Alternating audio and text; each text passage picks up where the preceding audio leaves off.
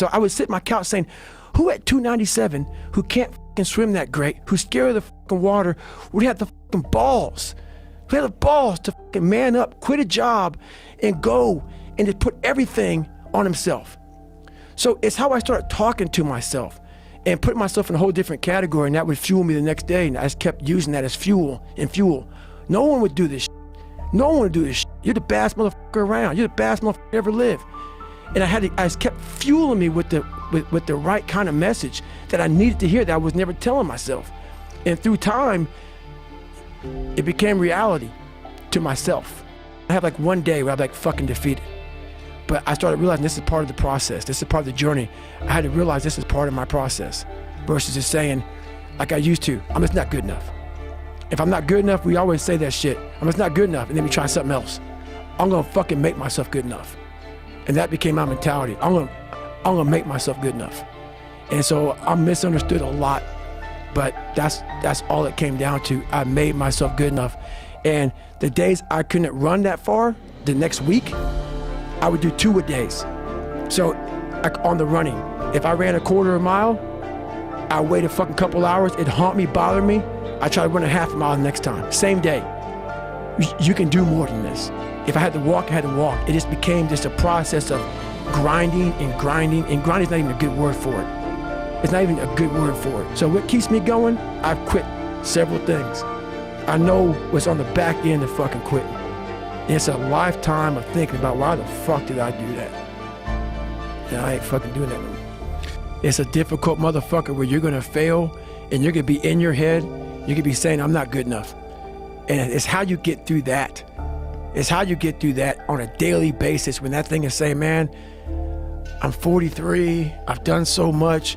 You start to become civilized. The refrigerator gets full. You start making money and you start, I'm not getting cold anymore, I'm retired.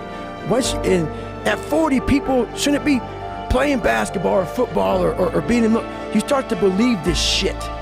And it becomes in your fucking mind like, there's people who are retiring, at 40-something years old or 30-something years old. At 43, I'm still putting in 100-mile weeks, still doing thousands of pull-ups, thousands of push-ups, because I'm not allowing myself to become civilized. The worst thing that can happen to a man is become civilized.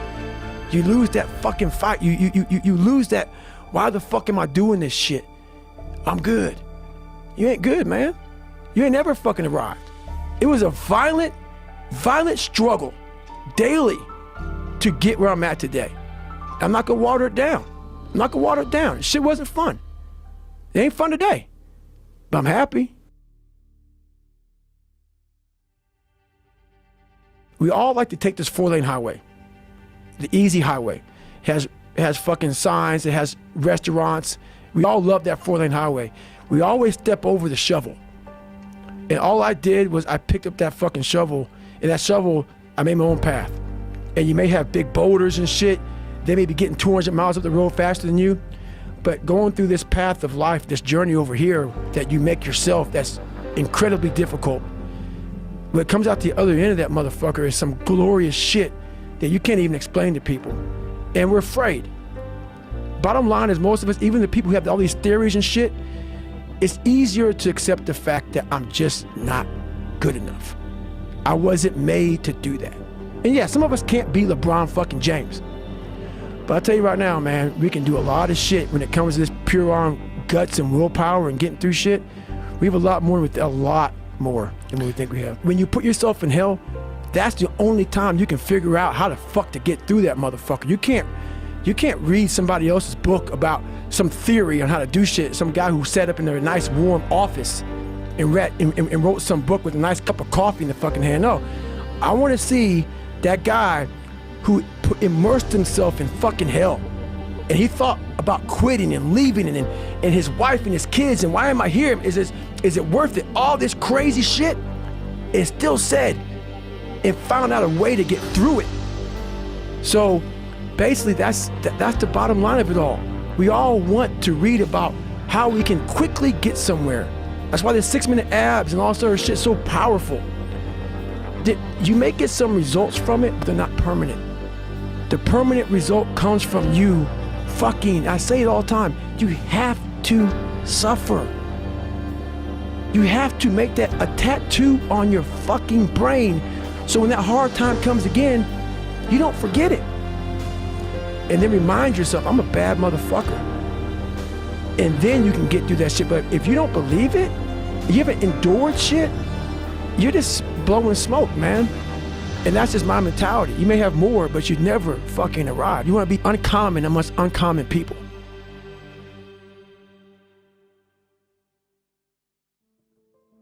I am a guy that doesn't care if you like me or not. And when you're an alpha male and you're against other alpha males, and we eat our own. Alpha males eat their own. And I love that shit. Let's fucking go, man. I want to eat. Hey, man, I'm all about that kind of mentality. But I would sometimes take it to another level. You know, I wasn't part of a good old boy network. I didn't want to be part. I wanted to be David fucking Goggins. For too long in my life, and it got me in trouble. For too long in my life, I wanted to be accepted. Growing up, I lied. I fucking did what I could. If you fucking like UFC and I didn't, I love it. I love it, man. Let's go fucking watch it, man. Be my friend. Be my buddy. That fucking weak ass shit. I found out through this path of life, who is David Goggins?